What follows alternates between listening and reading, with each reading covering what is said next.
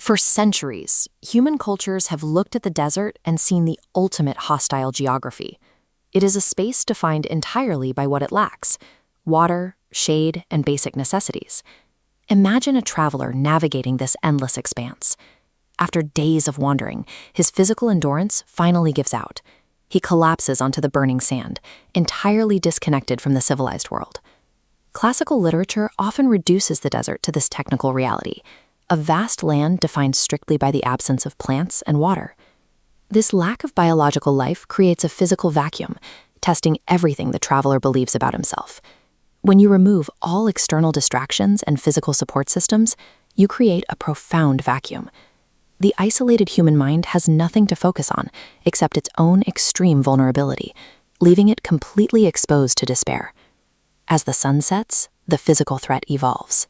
The scorching heat drops to freezing temperatures, and the landscape is swallowed by absolute darkness. The struggle for physical survival transitions into a psychological and spiritual attack.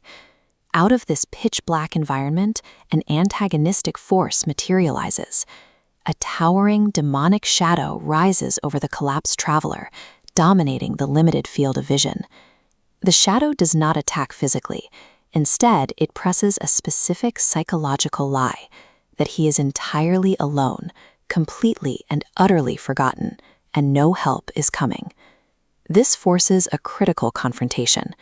When your body fails, your environment turns hostile, and total fear sets in, the standard tools of human endurance are useless. The traveler has to find an entirely different defense mechanism. Instead of fighting back or trying to stand, the traveler does the opposite. He surrenders. He closes his eyes, stops resisting the environment, and offers a quiet, simple prayer. This specific act of yielding is explored by Leo Tolstoy in his short story, The Three Hermits.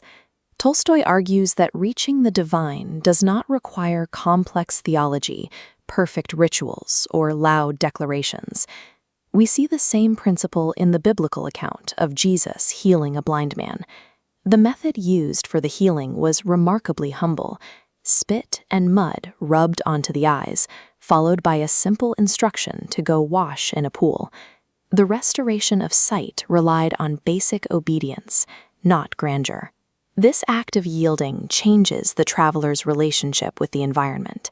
By acknowledging his own emptiness, he creates a space for an external strength to intervene in a situation he can no longer control.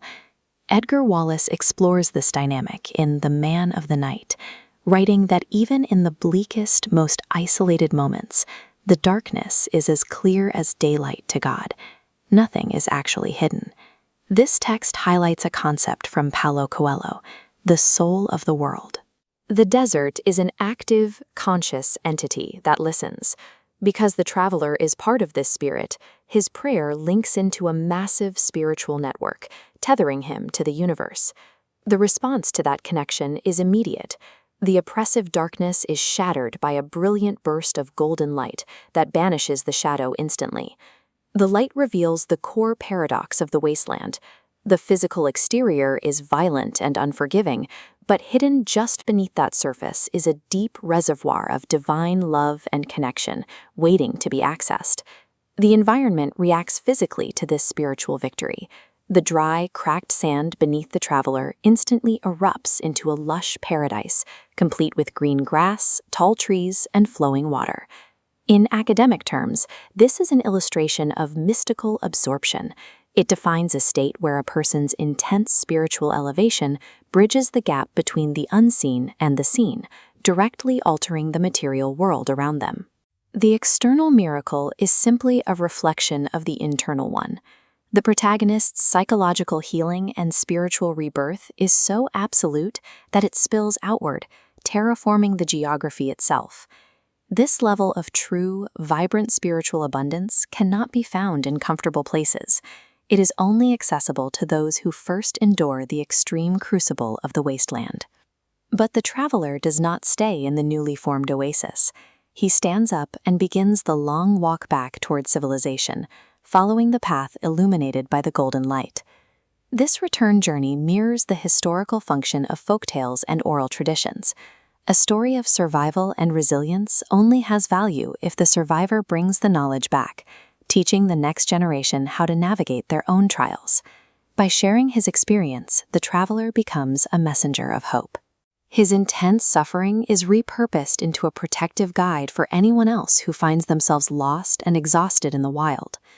The presence of God in the absolute center of the darkness proves more significant than the sudden appearance of water or trees.